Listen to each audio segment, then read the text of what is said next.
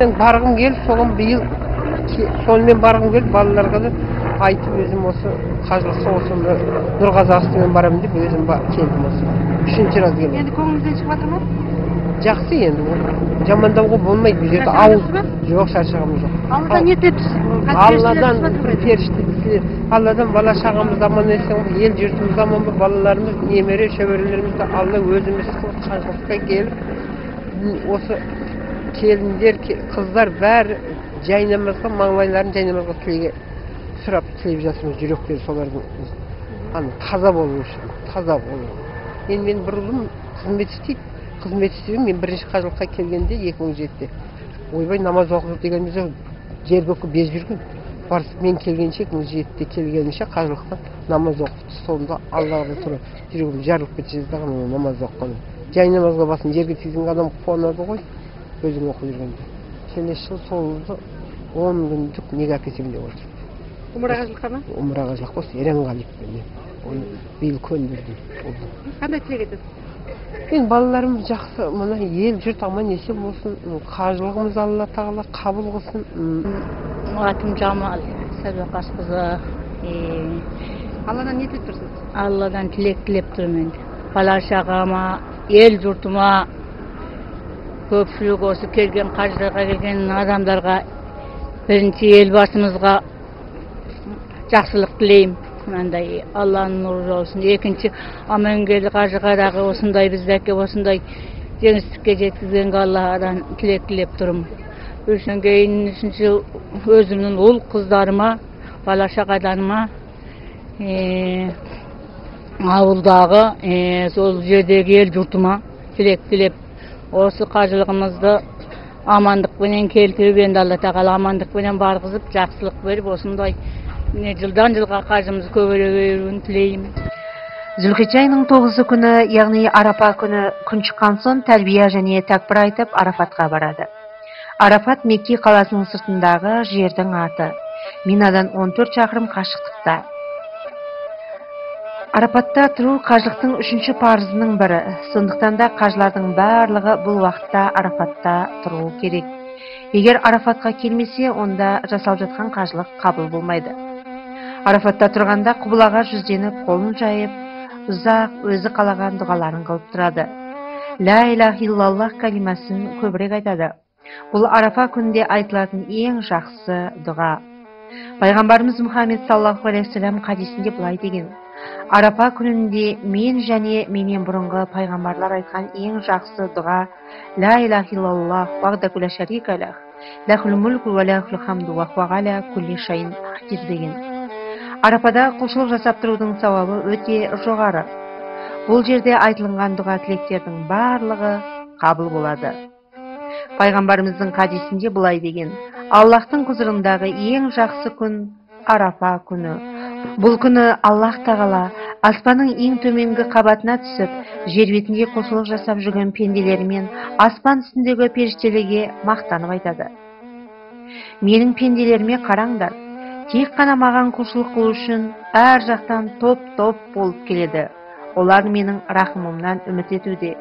Сөйтіп Аллах тағала Арафа күнінде ең көп пенделерін тозақ азабынан босатады. Шундай үлкен тавап қылдым. Алланың шүкірді мұш жерге келіп, тавапланы қылып, Алланы тонып, мұш Алланың пайғамбарымыздың маңған yollardı меңіп, әшәләк тавап қылып, жүгіріп, маңқылырмызға шындақ шүкірі қылмай Алламға. Мың қатам шүкірі Аллаға бізді мәшәләге шақыртып, мұшақ пайғамбарымыздың маңған yollarды маңғызып, мұшы дұғаланы қылып, пайғамбарымыздың сыйғындырып кәгінімізге мың қатам шүкірі дейме Алламға. Рахмет дейме. Минада қалайтын едіңіз? Минада шындақ жақсы түнедік. Аллаға деген махаббатыңыз ашылды ма? Неме көреді? Сіздің жылағаныңызды көріп, яғни сіздің Аллаға деген махаббатыңыздың шексіз екендігін түсіндік. Жаныңызда қанша адам келдіңіздер? Біз подружкамыз кішкелен келдік, достым мен. Қанша жылда келдіңіз қажылыққа? Мен, если шынды айтсам, 3 жыл барам деп айтып, как медреседе оқығанды бері Kur'an оқып білгенде кезге рас түшендік Алланы қандай құдіреттілігін. Шундaq бағымыз барды. Bir жыл барма деп мен айтқандым. Шу Алларым мың қатам шүкір бізді мешелерге шақыртып, аш Алларым біздің шунча адамлар үшін бізді талғап әкегенге шунчалык рахметтен етімен. Шүкір Аллаға, шүкір мың қатам шүкір Аллаға. Имандылықтың сол барлығын өтедік. Ендігі осы 5-ші парымызды міне Алла қолдап, бүгін Арафатта келіп тұрмыз. Өмірінде адамның арманы көп қой, сол бір арманымыздың бірі орындалды деп ойлаймын. Мен өзім жалғыз келген жоқ, отағасымен келді. Отағасы ол Аманжол Сәрсенберлі. Енді менің өзім мынау Құранның әліппесін оқығам жоқ. Алла тағаланың өзінің бір берілген қасиетімен 1-2 күнде сүрелерді жаттап намаз оқыдым. Сол намаздарымды, сүрелерді оқып жүрсем, жұрттар айтады, мүмкін емес, сен әріптерді білесің, сен намазға алдап отырған шығарсың дейді. Мен айтам, жоқ, Алладан шын тілеп жаттым. Таңертең тұрайын десем, Фатиха сүресі мен Ықылас сүресін айтып жатырмын. Соны ойладым, намаз түсіп тұр ғой, намазды оқиын деп, намазды оқып кеттім. Содан айтым, кеңейтіп, дұғаларын бәрін жаттадым. Негізінде Халиф Алтай марқұмды білесіздер ғой. Сол Халиф Алтай марқұмға тексерілгем. Осылай деп, талабың бар бала екен, нұр жаусын, әйел заттарға сендерге жетеді. Осы жарайды, өстіп оқып кет деп өзі рұқсат берді Халиф Алтай. Содан енді ешқандай әрбір курстар нелер бар ғой, қазір баршылықта оларға баруға балалар бар, бар айту жұмыс. Сонымен етпей өз бетімен оқып, Құранды үйреніп, осы 5-ші парызды орындауға бел байлап, осыған жіберген қызым Аманжолова Айнұр деген қызым, сол жаңағы үлкенірі шетелік компанияларда істейді, сол әкесімен екеумізге барыңдар деп жіберген, сол айтып, Алланың нұры жаусын. Содан енді мұнда келіп, жүрегіміз ашылып, бәрі тазалап, әкесі айтады ғой, бұл кәртейгенде емес, жас кезінен бару керек екен, келе салысымен ұлдарымды да қыздарымды да жіберем деп өзіне міндеттеме алып отыр.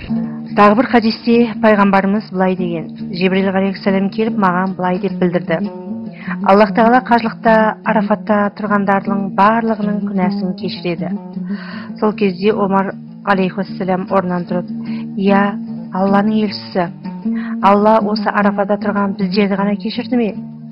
Сол кезде пайғамбарымыз айтты: "Алла сендерді және қияметке дейін қажылыққа келгендердің барлығының күнәларын кешірді" деді.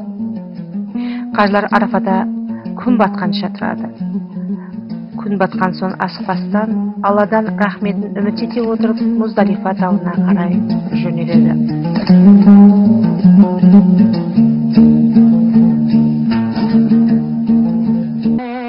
Алматы облысы Ұйғыр ауданы Термен ауылынан келдім. Ауылыңызда қажылар көп пе?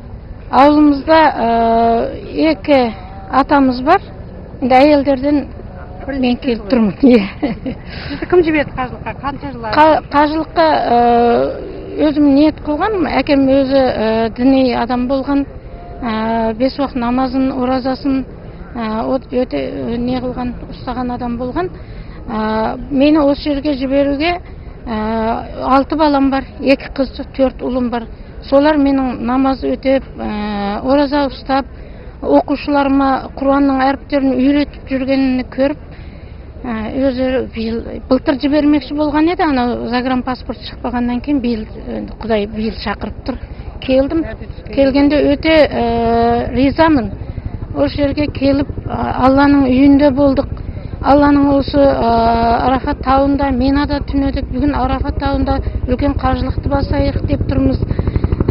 Мен бүткіл Қазақстан халқына айтатыным, тек қана бала шағаларымыз ғана емес, перзенттеріміз ғана емес, үлкендер де осы қажылыққа бала шағаларымен бірге келсе екен, Алланың үйіні көрсе екен, Алланың жолында жүрсе екен, имандылықты қашанда болса сақтап, біздің мемлекетіміздің өркендеуіне өз үлесін қосса екен деп армандаймын.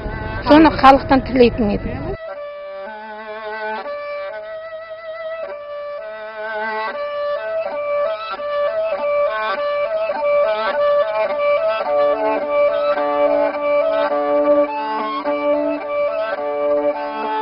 бірінші рет қажылыққа шығып тұрмын. Қанша қажылық осында шыққан барлық қажылықтармен бірге жүріп жатырмыз. Иншалла Амангелдінің бастауында сондай жайлы жүрген тұрған жерімізде көп қиыншылық көргеніміз жоқ. Бүгін міне Арапа күні Арапат тауында тұрмыз. Айттары қабыл болсын деймін. Туыс туғандарына бәріне сәлем. Алланың нұры жаусын. Бәріне де Алланың жақсылығы болсын, ықыласы болсын. Бәріне де жақсылық тілеймін. Алладан рахметін, пайғамбардан шапағаты болсын. Бәріне де Алланың рахым нұры жауып, біз осы сияқты қажылар сияқты бәріне де осы сапарды жазсын деп тілеймін Аллаға. Сонымен біздің қажыларымыз Арафада күн батқанша тұрып, кешкісін Муздалифа тауына қарай жөнелді. Муздалифа Арафаттан 5 километр қашықтықта. Муздалифаға жеткен соң шам намазы мен құтпан намазын жамағу салатайын қылып біріктіріп қосып оқиды. Бұл жерде арнайы қылатын құлшылық жоқ. Ең абзалы таң намазына дейін ұйықтау. Өйткені пайғамбарымыз Мұхаммед Мұстафа саллаллаху алейхи вассалам қажылық қылған кезінде Муздалифада арнайы құлшылық қылмастан ұйықтаған. Бұл жерде шайтанға лақтыратын 70 тасты жинап алса да болады.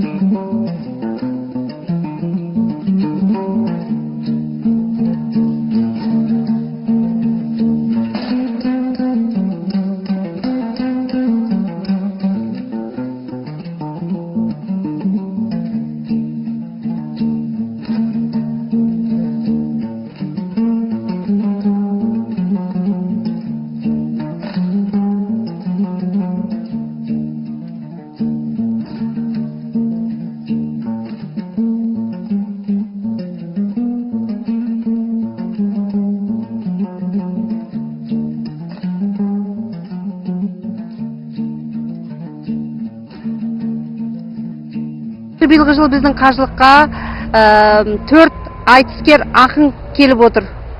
Олар осы арнайы ақындар айтысында жеңіп, осы діни айтыста жеңіп, Алланың берген сый сияпатымен қажылыққа келген болатын. Қазір солардың пікірін тыңдасақ. Қайырлы түн, аты жөніңізді айтып өтсеңіз? Аты жөнім Дидар Хамиев, Қарағанды қаласынан. Ал енді Дидар, айтыскер ақын болғандықтан өзің қандай сезімдесің? Керемет, өте керемет сезімдемін. Бұл өте бір қасиетті жер ғой әлемдегі. Сондықтан енді сезімімізді айтып жеткізу мүмкін емес. Қанша жастасыз? 22 жастамын. 22 жаста қажылыққа келдіңіз. Иә. Ал енді қандай бір шабытпен өзіңіздің өлең оралып тұр тіліңізге? Камераға қараңыз. Ақын десін, мейлі, жыршы десін, сөз таппай қалай ғана іркілесің. Жаратқан қасиетті кітабында ақындарға арнаған бір сүресін. Жаратушы біздерге бағыт берген, адаспас тура жолды салып берген. Рахмет Амангелді ағамызға, ақындарды Меккеге алып келген. Амангелді бастаған дара топқа ілесіп келдік бүгін Арафатқа. Одан асқан бақыт жоқ Алла алдында, ие болсақ сый менен марапатқа. Бұндай істің қалайша азы болсын, бұл айтылған көңілдің назы болсын. Тілейтінім отаным аман болып, қазағымның барлығы қажы болсын. Осында келген барлық қажыларға жаратушы иеміз разы болсын. Қажылар Муздалифада түнеп, таң намазын оқыған соң қыбылаға қарап жүзденіп дұға қылып, күн шығардан алдын Минаға жол алады. Минаға жеткен соң шайтанға тас лақтыратын Жамратил Ғахаба деп аталатын діңгекке қолын көтеріп, Аллаху акбар деп такбир айтып, шайтан дәл алдында тұрғандай сезіне отырып лақтырады. Тастар дөңгелек шеңбердің ішіне түсуі шарт. Тас лақтырған соң тәлбие айтуды тамамдайды.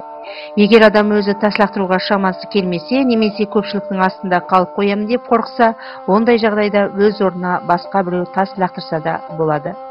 Бұл қажылық айымыздың Алла осы біз барын қажылығына амал қылып өтіп келуге осы келген ниетіміз Алла Алла күллі нұр Қазақстан атындағы Алла ісімізді Алла қабыл еткен және осы бүгінгі келіп арнайы осы жамырық тас атуға кетіп жатқан ниетімізді Алла тағы қабыл еткен және анадан жаңада ондай Алла ойларымызды ісімізді Алла таза етіп пак еткен және сүйген ұлдарынан еткен Алла.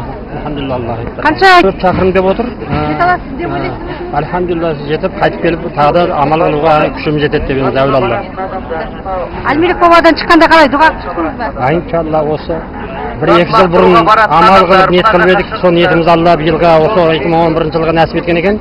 Сіздермен осы бүгін амалымызды Алла қабыл етіп жатыр иншалла. Ассаламу алейкум. Неке біздің бағдарламаны қарап отырсаңыздар, көбінде қарттар, әжелер, аталар болғандықтан, бізбен бірге келген жас жігіттер, қыздар осы аталардың, апалардың берген аманат тастарын апарып 3 күн бойы шайтанға тас лақтырды. Оларға Алла разы болсын дейміз.